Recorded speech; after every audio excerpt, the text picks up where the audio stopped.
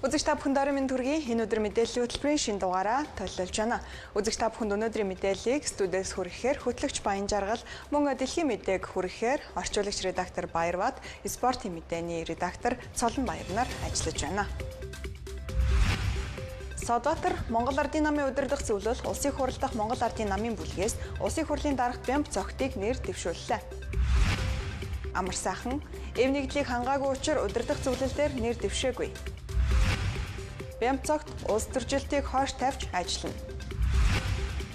Мөнх сайхан сүүлийн 4 жилд 4 сурагч сургуулийн орчинд амиа алджээ. Үеийнгийн дээрлэхэлд 6 хуулиар зохицуулагдж байна. Дональд Трамп ирэх өдрүүдэд Ираныг маш хүчтэй бөмбөгдөхийг анхаарууллаа. НАСА-гийн сарыг судлах хөлөг сансарт хөөрлөө.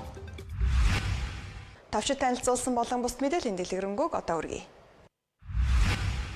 Улсын хурал дахь олонхыг бүрдүүлж байгаа Монгол Ардын намын шийдвэрээс болж төрийн ажил гацсан хിവэрэ байна.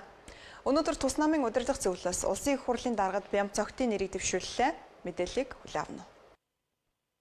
Мэдээж энэ чинь намын даргатай ярьж одоо бас улс төрийн нөхцөл байдал за нөгөө талаа төрийн ажил тийм ээ нийгмийн улс орны нийгмийн эдийн засгийн асуудалтай холбоотой олон асуудлаар тэр саналаа хэлсэн. Ингээд ер нь Бямб цогт даргыг дэмжиж явъя гэсэн ийм байр суурь. Засгийн газрын асуудлыг Монгол Улсын ерөнхийлөгчд бүрийн эрхийн хувьд шийдэх хэрэгтэй. Ер нь энэ засгийн газрын асуудал дээр үндсэн хуулиар Монгол Улсын ерөнхийлөгчд бүрийн эрх нь олгогдсон. Тийм учраас ерөнхийлөгчд бүрийн эрхийн хувийн асуудлыг шийдэх. Энэ ажил албан тушаалыг нам дээр ялангуяа хуультай дүрмтэй зүйлийг ямар нэгэн тийм хууль дэний зарчмаар шийдвэрлэхгүй. Тийм учраас өнөөдөр Монгол Ардын намын дүрм Монгол Улсын хуулийн хүрээнд асуудлыг шийдэгдэж явах учиртай. Аль улс төрийн намтай хамтрах, алийг засагт оруулах, ямар хүнийг Монгол Улсын сайдаар аль салбараа ахлуулах гэдэг бүгд асуудал бол өнөөдрийн мөрдөгж байгаа Монгол Улсын үндсэн хуулийн дагуу Монгол Улсын ерөнхий сайдын бүрийн эрхийн асуудал. Удирдах зөвлөл нь шийдсэн ч улсын хурал дахь Монгол Ардын намын бүлэг улсын хурлын даргад нэр дэвшигчдээр нэгдэж чадаагүй байна. 38 болон 30 гэж хуваагдсан улсын хурал дахь Монгол Ардын намын бүлгийн хурлаар удирдах зөвлөлийн гаргасан Бямб цогтыг улсын хурлын даргад нэр дэвшүүлсэн шийдвэрийг 30 талынхан эсэргүүцэж байна. Тухайлбал Бямб цогттой өрсөлдөн гэж мэдэгдэж байсан амар сайхан удирдах зөвлөлдөр нэрээ татсан шалтгаанаа эв нэгдлийг хангаагүй хүч төрсөн учир гэж тайлбарлаж байна. Нэгдүгээр нэрээ дэвшүүлээгүй. Хоёрдугаар нэрээ дэвшүүлээгүй өрсөлдөөн бий болоогүй учраас нэрээ татах асуудал ерөөсөө нийгмүүдэд аашлал манайхан. Тэр одоо ярьж байгаа асуудал бол жоохон бодтой байна шүү дээ. Миний ярьж байгаа байр суурь бол одоо энэ гадаад орчин нөхцөл ээдрээтэй гадаад улс орнууд одоо дотооддоо ивэ сахиж улс орныхоо одоо бодлого шийдвэрийг чамбааруулж дээрээс нь одоо эв нэгдэл ИВ-ийг сахиж улсынхаа дотоод аюулгүй байдлыг хангах тал дээр одоо анхаарч ажиллаж байгаа энэ цаг үед Монгол төрийн бодлого бол өөрөө улс орны аюулгүй байдал, дээрээс нь эдийн засгийн аюулгүй байдал, төрийн доктортой байдал дээр анхаарах ёстой. Тийм учраас одоо хэрвээ одоо алдсан болвол засаж, маргасан болвол одоо зөвшөлдсөж, дээрээс нь эвсэж хамтын хүчээр энэ улс орныхаа асуудлыг шийдвэрлэх ёстой гэдэг ийм байр суурьтай байгаа. Түүнээс биш одоо өөрийгөө дэвшүүлээл эсвэл хин нэгнийг дэмжээл нэг бол тэндээ татгалзаад байгаа асуудал ерөөсөө байхгүй. Миний өөрийн барилга зарчим бол альва асуудал дээр ямар цаг үед ойлголцол яриа хэлцээрийн замаар асуудлыг шийдвэрлэх ёстой гэж бодож байгаа. Ялангуяа нээдтэй цаг үед улс орны эдийн засаг ямар байгааг та бүхэн мэдж байгаа. Ард иргэдийн амьдрал ямар байгааг мэдж байгаа. Энэ зөвхөн нэг улс төрийн нам, нэг бүлэг, нэг хэсэг улс төрчдийн эсвэл хэн нэгний албан тушаалын асуудал ерөөсөө биш байхгүй.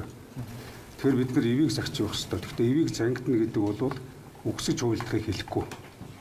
Иви гэдэг бол хуулийн хүрээнд за дээрэс нь одоо ёс чудагтай, зарчимтай, шудраг тэгээд нээлттэй үжил бодлын нэгдлийг хэлдэг болохоос биш. Наашаа нэг юм харж ирээ цаашаа шал өөр юм яриад явдаг юм асуудал ерөөсөө байж болохгүй. Одоо энэ нөхцөл байдлаас бид гарахын тулд хэрвээ одоо тэгээд хоёр тал хуваагдсан гэж байгаа бол энэ нэг намын асуудал биш болсон нэг одоо бүлгийн асуудал биш болчиход.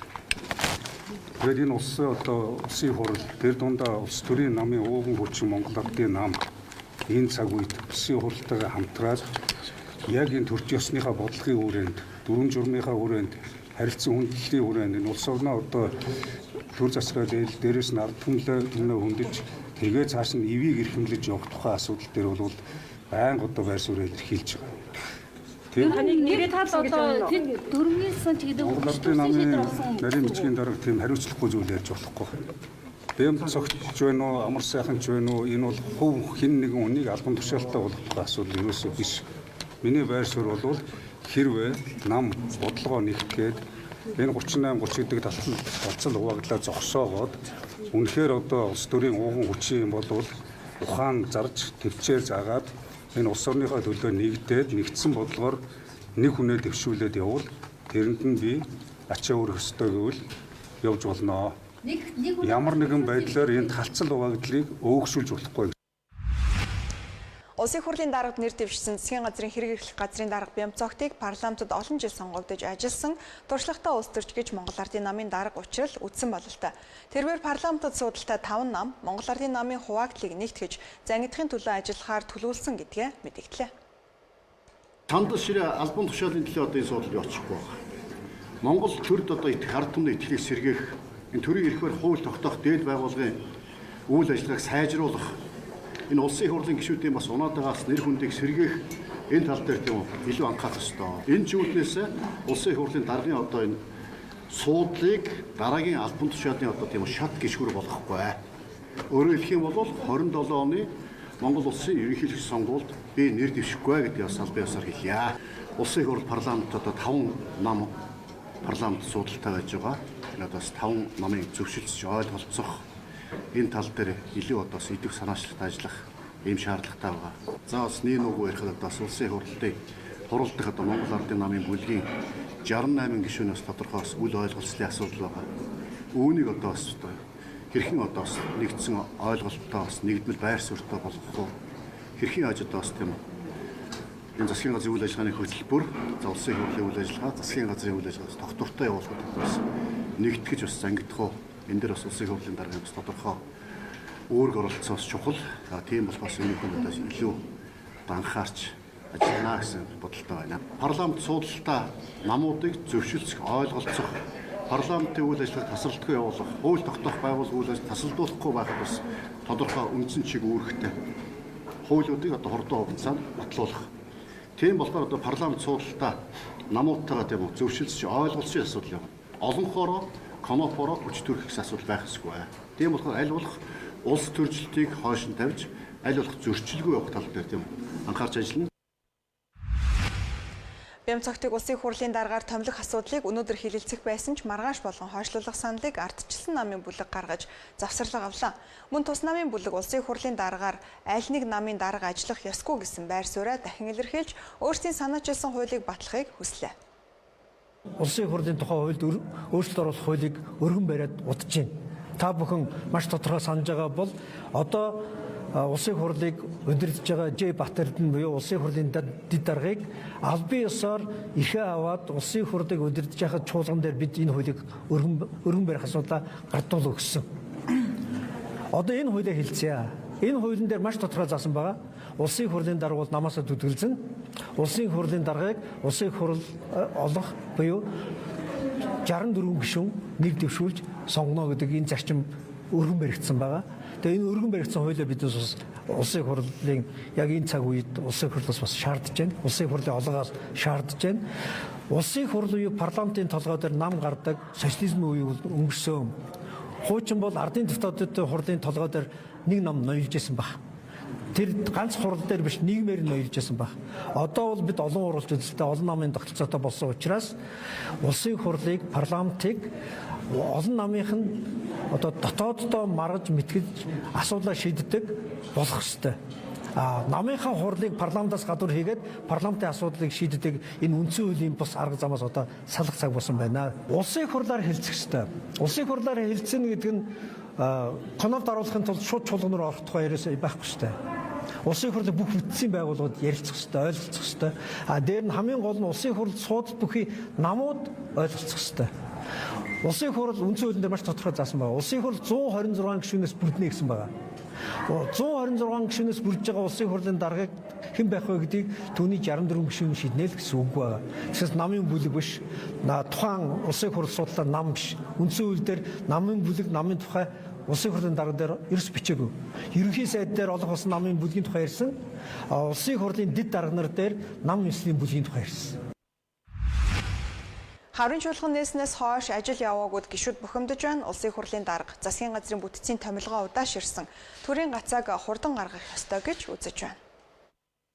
Улсын хурлын дарга томилж чадлагүй 7 хоног өнгөрсөн. Ерөнхий сайд учрал их хурлын дарга томилсны дараа засгийн газрын бүтцээ оруулж ирнэ. Тэгвэл хаврын чуулган нээснээс хойш төрийн ажил явагдаагүй гишүүд бухимдаж байна. Нам доторх асуудлаа хурдан шийдэж парламентын үйл ажиллагааг хэвийн болгох ёстой гэж үзэж байна. Энэ эвлэрэл дээр одоо ямар оновчтой шийдэл байгаа та нэг тархилгаагаа ажиллуулж байгаад нэг угаасаа хүн болгонд уншаад байгаа тэр шийдлэр тэгээ гаргаад тэгээ нэг сайхан 68 нь хоорондоо хэрэлдээлээгүй шиг ингээд. Гэхдээ би дахин хэлээ 68 гишүүд хоорондоо хэрэлдээгүй. Зүгээр л удирдлагуудын асуудал. Тэгэхээр энийг ингээд шийдээд эрх одоо эвлэрнэ гэдэг чинь ерөөсөө л эрх ашгийг ханга гэдэг чинь эрх мэдлээ хуваалц хин нэгээ хүнддэг. Тэрээс биш хоёр даргаыг хоёуланг нь би аавъя. Чи зэрэг бол тэгээ цаашаа явъя гэж хүчнэх юм бол миний бодлоор бол нэг тийм оновчтой шийдэл биш ээ. Хэврэг босрон ингээ бид нар зовоод байгаа байхгүй юу? Бид нар одоо жишээ нь энгийн гишүүд үнэхээр гишүүн хүнийхээ үндсэн ажил тэр хууль босруулах. Би одоо ингээ эрчим хүчний дулаан хамжааны тухай хуулийн дээр сууж байгаа, сэргийлтийн юм дээр сууж байгаа. Энэ дээр л би 8 цагийнхаа ингээ хамаг эрч хүчээ зармаар байгаа байхгүй юу? Гэтэл одоо ингээ нам дотроос олцохоор үнэхээр зовлонтой. Тэгэхээр энэ зовлонг ингээ энгийн гишүүн бидэрт битгий амсуулаасаа зөвхөн гишүүдээс гадна энэ нийгэм ч гэсэн бас аягүй хэцүү байгаа байхгүй юу? Энийг 68 ингээд цуглал болоод үндсэн ажлаа хиймээр байна шүү дээ. Одоо ерөөсөө та бүхэн бодтоо бид нарт ерөөсөө 2.2 жилээр үлдсэн. Бид нар ард түмэндээ амласан тэр мөрийн хөтөлбөрөө хэрэгжүүлэхийн төлөө л ажиллах хэрэгтэй уулна. Тэ одоо эвнэгдъя гэсэн бол жинхнээсээ л одоо эвнэгдэл баймаар байна шүү дээ. Тэгээд энэ агуулгаараа одоо тодорхой хэмжээнд бүх одоо энэ улс төрийн үс хонцогнол те өшөө авалтан зогсголоо гэсэн ийм хүсэлтийг өгнө илэрхийлээд байгаа юм. 5 судалтай 5 намтай энэ парламентын үйл ажиллагааг хэвийн явуулах ямар нэгэн ус төрчсөн шийдвэрийг Монголын парламентаас гаргуулдаггүй улс орны язгуур эрх ашгийг хамгаалах ийм одоо бодолтой ийм үүрэгтэй. Улсын хурл дарга сонгогдвол засгийн газрын бүтэц тодорхойлж хаврын чуулганаар хилэлцгээр хүлээгдэж байгаа хууль тогтоомжийг хилэлцэхгүй бол цагийг нь тулгаж байгаад машин дах эрсдэлтэй. Ерөнхий сайд учрлын засгийн газарт улирч ажиллах хэд хэдэн сайдын нэг нь Баццэг юм а. Харин соёл спорт аялал жуулчлалын яамны сайд Ундрам эрүүл мэндийн шалтгааны улмаас ажиллахгүй гэдгээ мэдэгдээд байна.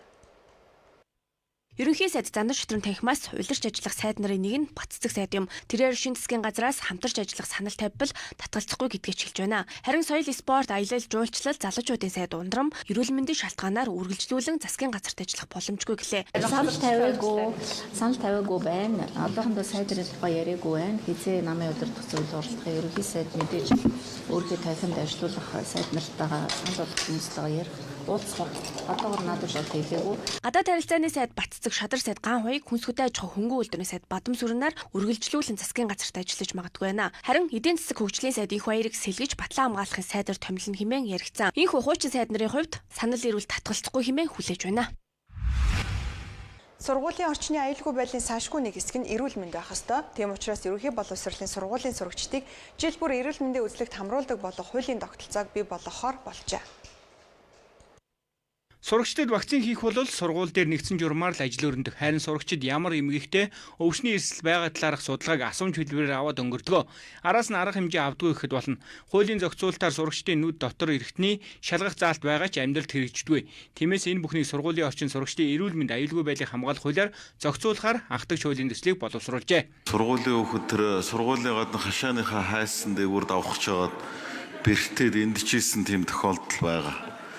Тэгэхээр өнөөдөр Монгол улсад байгаа сургуулиуд ихэнх нь иймэрхүү байдалтай л байгаа. Гаднаа нүхтэй, нүхэн жорлонтой гэрэлтүүлэг байхгүй, камер байхгүй, тэгэл зам руу шахаад одоо хажуугаар нь машин зам явж байгаа.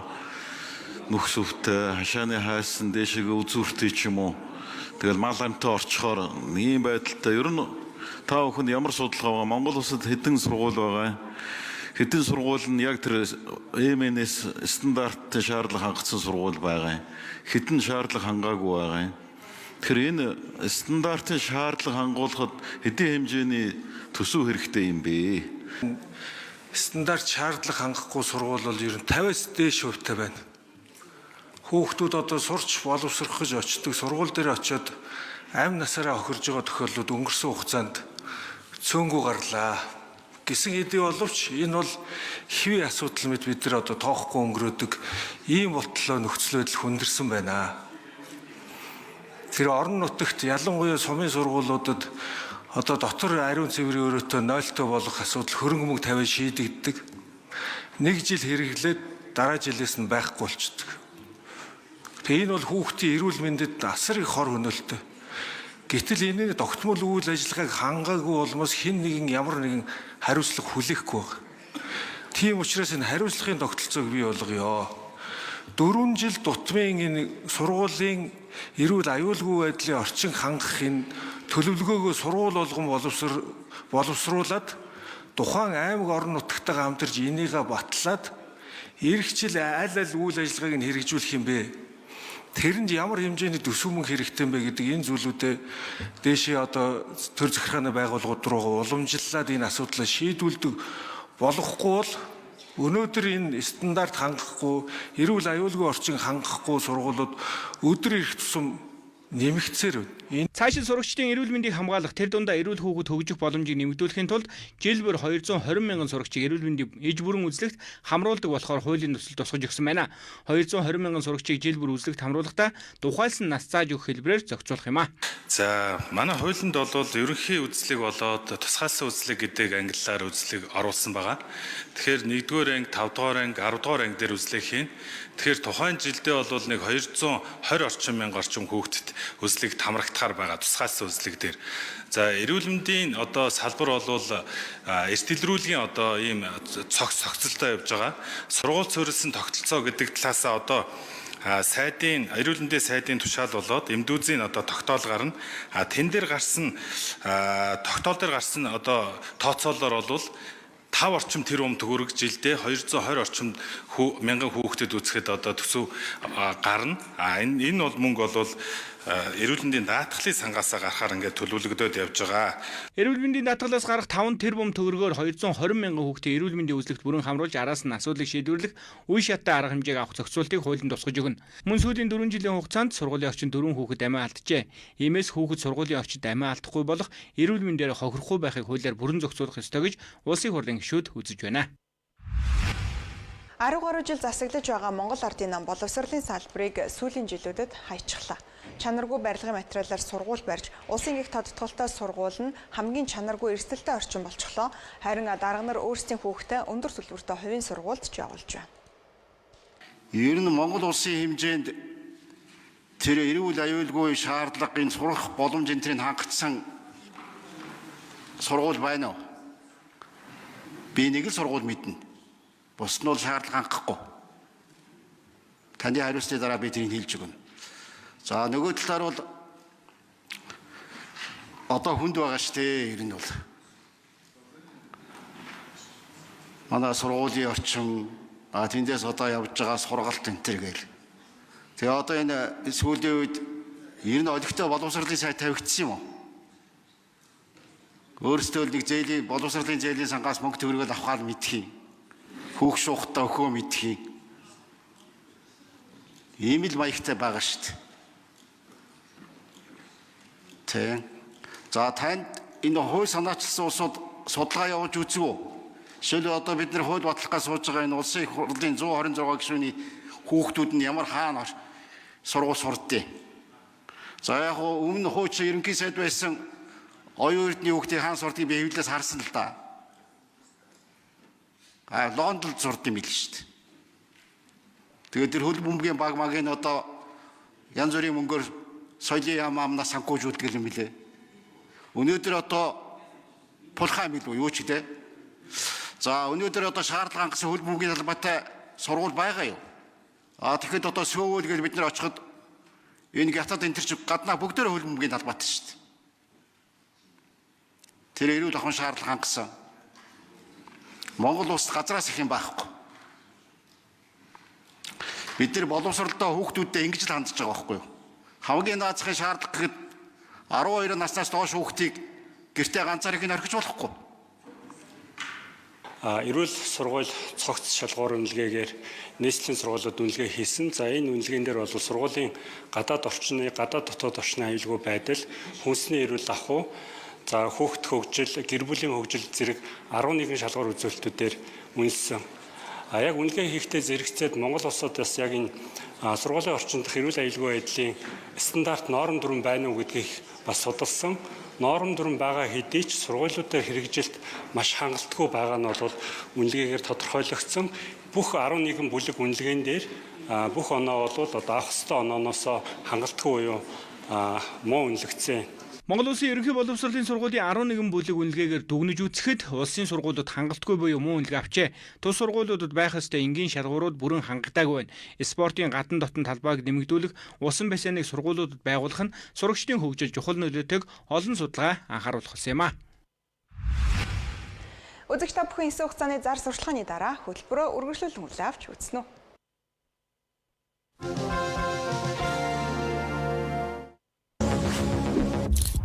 Хүснээ аваад дараа нь хож Zero Marathon. Poker Zero Marathon. Эрүүл бие махбод толгор арьс, гялалцсан үс. Энэ бол омега дээд зэрэглэлийн урамлын тос. Та Монгол орны ханаас ч салбар тэрэлгүйгээр онлайнаар хадгаламжаа нийлгэж өндөр хүүний өгөөж хүртээрэй. Ариг банк 17 Кавказын нуруунд 800 жилийн турш эрдэсцэн ус 1000 метрийн гүнээс шилэнд баттагав. Эсэм дүгэй. Өдрийн хоолны цаг боллоо. Гэхдээ өдөр бүр бидний гарн дээр нэм бактери байдгийг санаарай. Супер баатрууд болж нянгуудтай тэмцэцгээе. Сэвгэр Чингис хаангаа шахаж аваад гараа сайтруулж өтгөн хөөсрүүлээд тэдгээр нэм бактериудыг угааж арилгая. Даалгавар биелэгдлээ. Одоо сэвгэрд том савлгаатай боллоо. Нэм бактерийн эсрэг 195 угаалт. 7 ГБ-аас дээш дата аваад 50 ГБ хүртэлх датаг бэлгийн дагаарай. Data Plus. Хамтдаа хооллох үедээ бид аз жаргалыг мэдэрдэг. Гэвч хоолны шингэж алдагдах нь энэ хүм мөчүүдийг сүйдэх нь бий. Энэ үед танд мизин туслан мизин аз жаргалтай мөчүүдэд алдалгүй хуваалцъя. Эмийн завраас гач нөлөө хориглох цаалтыг уншиж эмч эмзүүчээс асууно.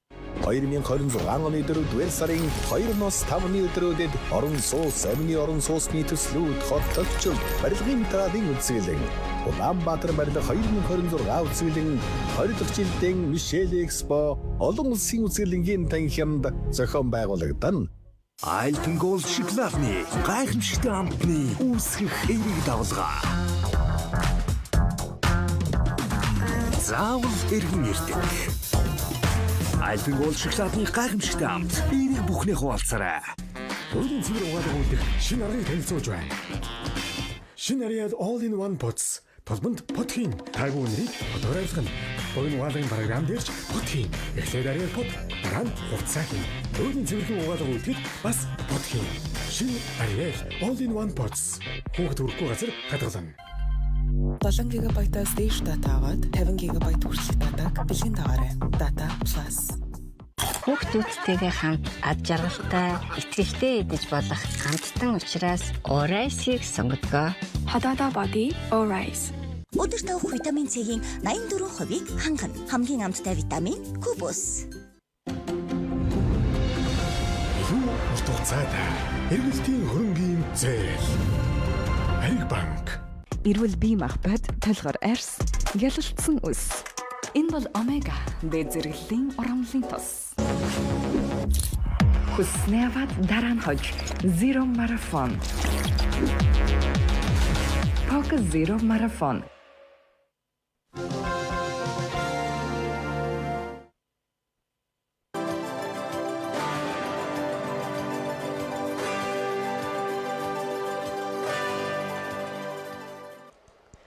Үтингийн дээрлэхэлтийг хууль олон улсын гэрээний хүрээнд зохицуулж байна. Гэвч амьдрал дээр цаасан дээрх хууль бүрэн хэрэгжихгүй байгаагийн гол шалтгаан нь томчууд гэдэг дээр нийгэм санал нэгдэж асуудлыг ярих ёстой цаг болжээ.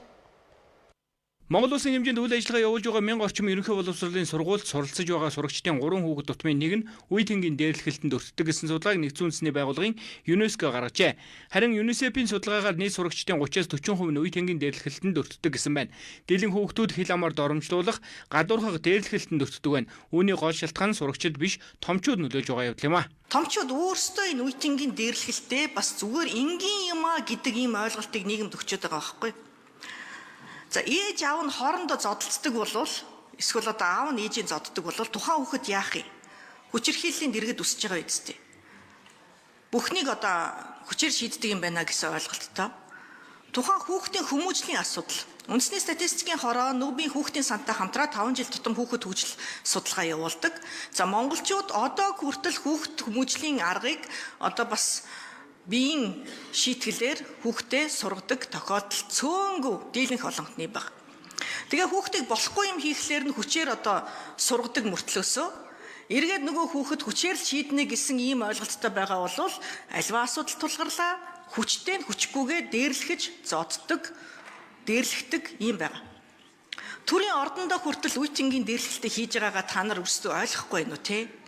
5 жил тутам хүүхэд хөгжил судалгаагаар биеийн шийтгэлээр хүүхдэд сургадаг уламжлалт сэтгэлгээнээс монголчууд салаагүй байна. Мөн нөгөө талаасаа гэр бүлийн томчууд нь хүүхдүүдийнхээ хажууд хил амаар бие бинийгээ доромжлох, хэрэлдэх зүйл энгийн мэт байдаг болжээ. Эндээс л үүдэж хүүхэд асуудлыг хүчээр шийдвэх гэж боддог. Гэтэл томчууд сургуулийн орчинд эргүүл хийж байгаа эцэг эхийг төлөөллийг барьж ав зодож, төрийн ордонд гишүүд нь зодтолдож байгаа мэт нь эргээд хүүхэд багчуудыг үе тэнгийн дээрлэхэлтэнд урайлж байгаа хэлбэр гэж гишүүд үзэж байна. За сургуулийн орчиндох дээрлэхэлтийн асуудлыг хөндөж байна. Тэгээд дээрлэхэлтийг одоо байгаа хуулийг харахаар хүчирхийлэл ялгуулан гадуурхлаас хамгаалах үүрэг нь сургууль болон багшид угаасаа байгаа. Одоо байгаа хуулиудаар хүүхд хамгааллын хууль дээр байгаа, зөрчлийн тухай хууль дээр ч байгаа, сэтгцэн эрүүл мэндийн хуулийн залтууд дээр ч гэсэн байгаа. Тэгсэн хэрнээ л одоо сургуулийн орчинд хүүхдүүд дээрлэхэлтэд өртөөд одоо ийм асуудал. Тэгэхээр энэ бид нэр яриад байгаа. Бид нар энэ үе тэнгийн дээрлэхэлт ингээ гарсан даруйд нь л нэг бүүн сенсац болол тэгэл орхидог. Тэгээ бид нар энэ гарсныхын дараа ямар арга хэмжээ авах гэдэг хариуцлага тооцох гэдэг гэдэг зүйлийг бусад хуулиудаар зохицуулсан байгаад байгаа. Гэтэл энэ үе тэнгийн дээрлэхэлтээс хэрхэн яаж урдсан сэргийлэх юм бэ гэдэг ийм зохицуулалт хааж ямар ч хуулийн дээр байхгүй байгаа. Тэгэхээр манай энэ хуулийн дээр одоо сэтгэл зүйн зөвлөгөө гэдэг тустай тийм хэсэг байгаа. Тэн дээр жил болгон энэ үе тэнгийн дээрлэхэлт үүсч болзошгүй ямар нөхцөл байдал үүсээд байгаа юм бэ? Байнгын судалгаагаа авах хэрэгтэй. Хоёрдугаарт энэ эрүүл мэндийн баг гэдэг зүйл дээр ямар нэгэн нэмж албан тушаалтан байхгүй.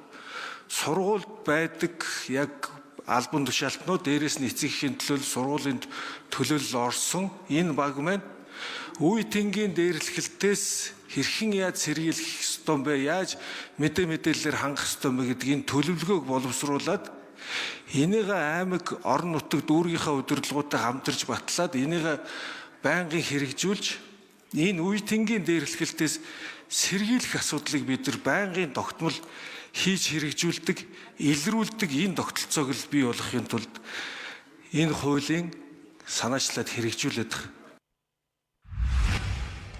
Жил бүрийн 4-р сарын 2-ны өдөр тохиодог аутизмыг таниулах дэлхийн өдрийг энэ жил амьдрал бүр үнцэнтэй урайндор тэмдэглэж байна. Аутизмын хүрээний эмгэгтэй хүүхдүүдийн онцлогийг зөв ойлгож, хүлээн зөвшөөрөх нь тэдний сэтгэл зүй хөгжлийг дэмжихэд чухал нөлөөтэйг мэрэгчлэнүүд онцоллоо.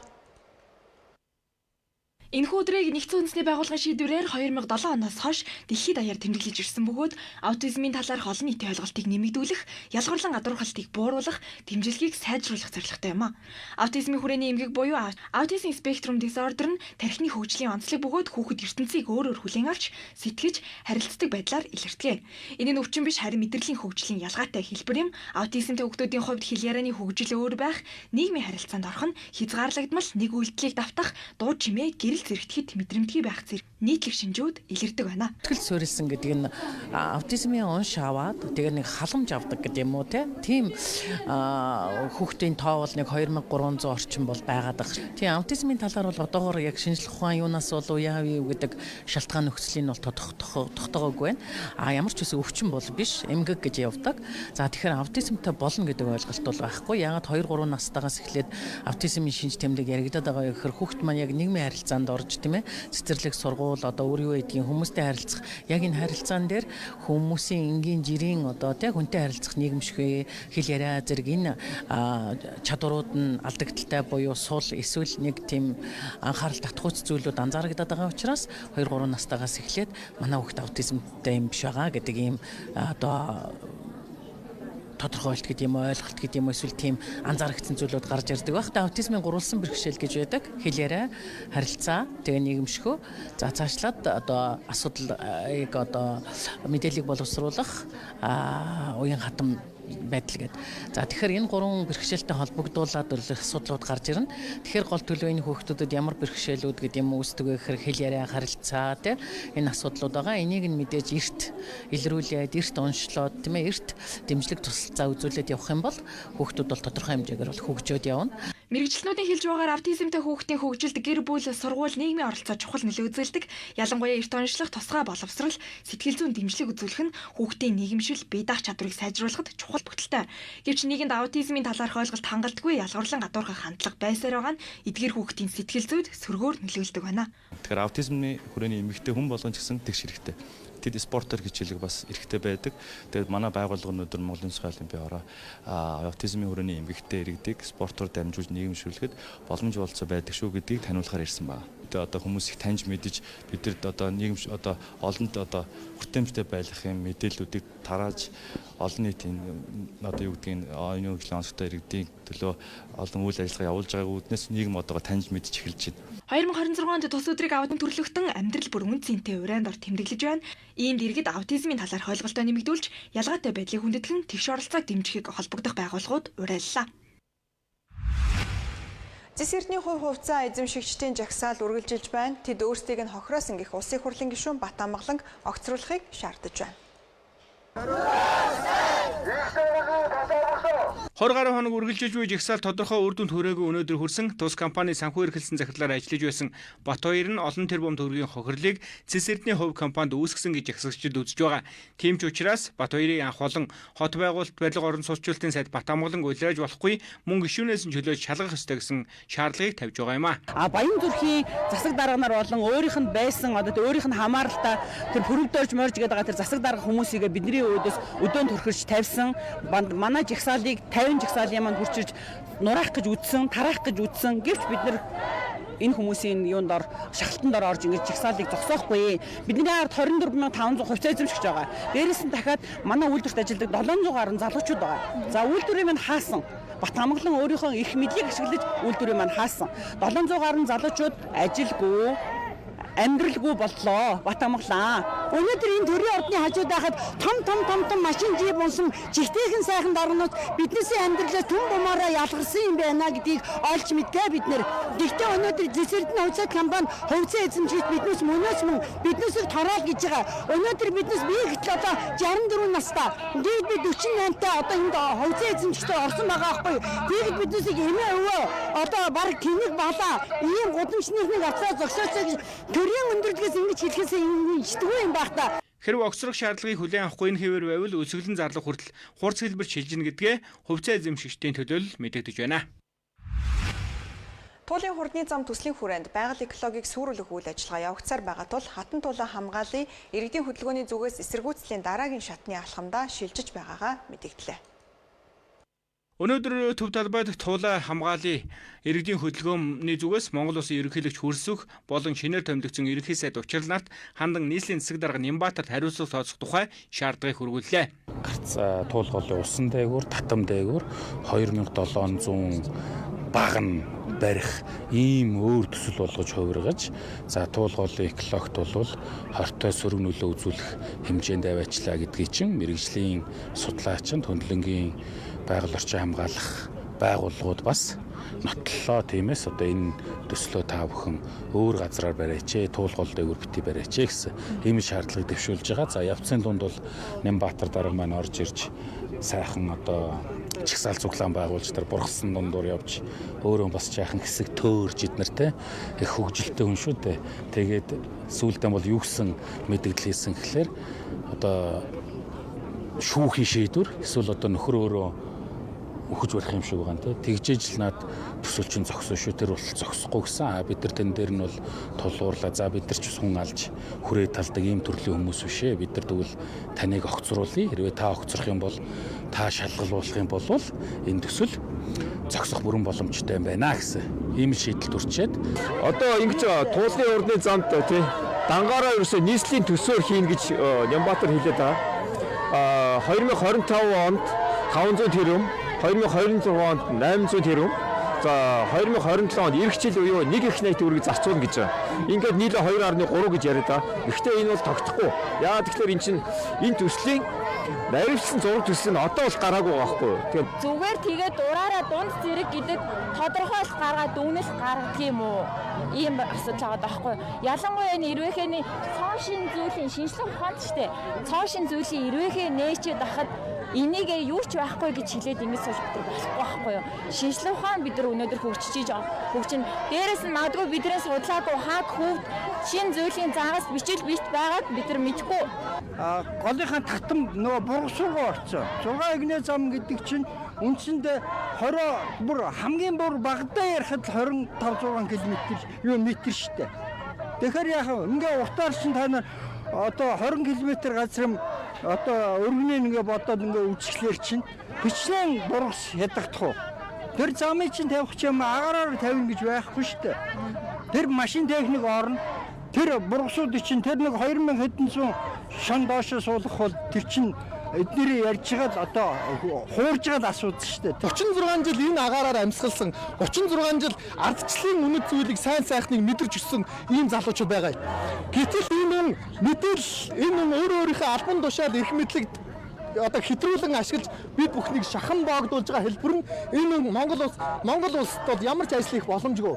Шаардлага хариуг 7 хоног дотор мэдэгдэх хэрэг хариуг заасан хугацаанд өгөхгүй бол дараагийн шатны арга хэмжээнд шилжинэ гэдгээ мэдэгдэж байна. Түүнчлэн энэ хагас сайн өдрийн 12-оос 15 цагийн хооронд туулаа хамгаалах бүх нийтийн эсэргүүцлийн хөтөлбөрийг зохион байгуулах юм байна.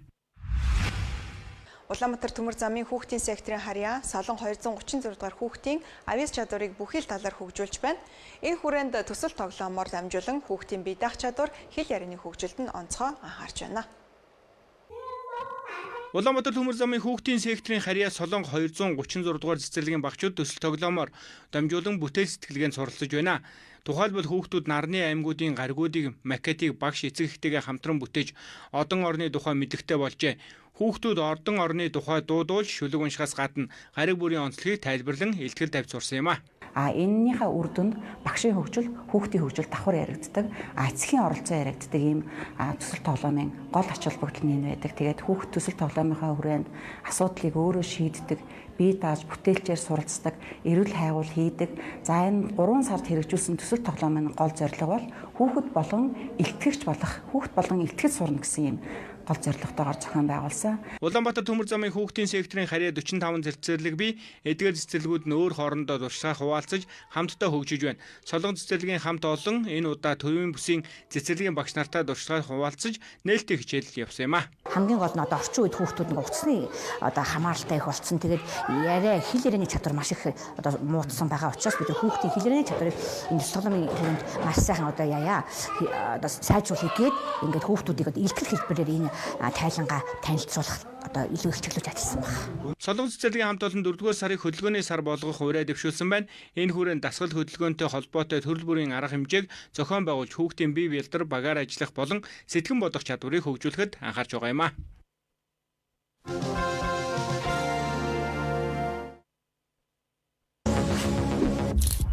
Хүснэват дараа нь хож Zero Marathon.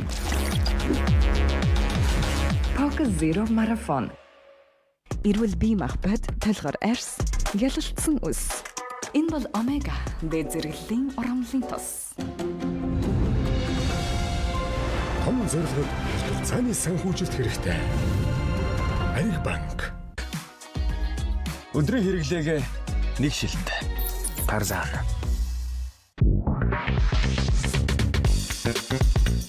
Органик жимстэй кавар.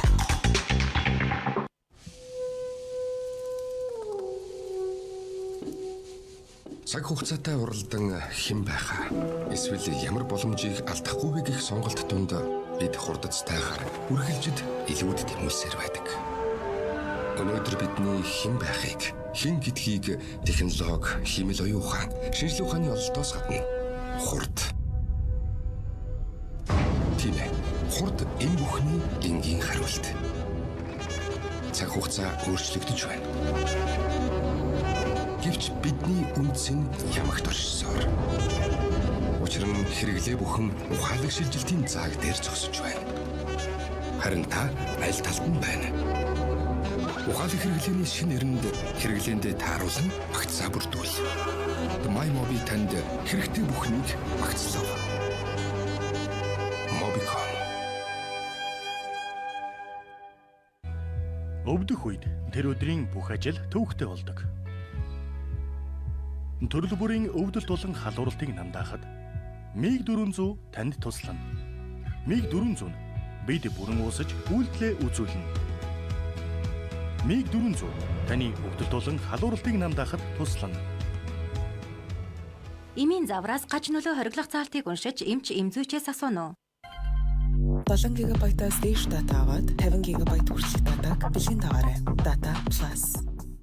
2026 оны 4-р сарын 2-оос 5-ны өдрүүдэд орон сууц, амны орон сууцны төслүүд хотлогчид барилгын материалын үзүүлэн Улаанбаатар барилга 2026 үзүүлэн 20 дахь жилдээ Мишель Экспо олон улсын үзүүлэнгийн танхимд зохион байгуулагдана.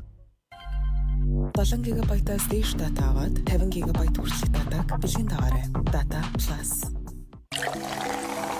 Нарзаа усан сүйтэй ижил кальцтай тул өдөр тутамдаа хэрэгэлдэг. Өдрийн кальцийг минь нарзаанд л нөхтөгдөө. Номинсэл жидэлгүүрт Bianca Truffle 1660 төгрөг. Bailig Truffle Bianca. Та Монгол орны ханаас ч салбарт хэрэглэгүүгээр онлайнаар хадгаламжаа нийлгэж өндөр хүүний өгөөж хүртээрэй. Ариг банк. Эрүүл бие махбод толгор арьс, гялалтсан үс. Энэ бол омега дээд зэрэглэлийн урамлын тос. Хүснээ аваад дараа нь хож Zero Marathon. Focus Zero Marathon.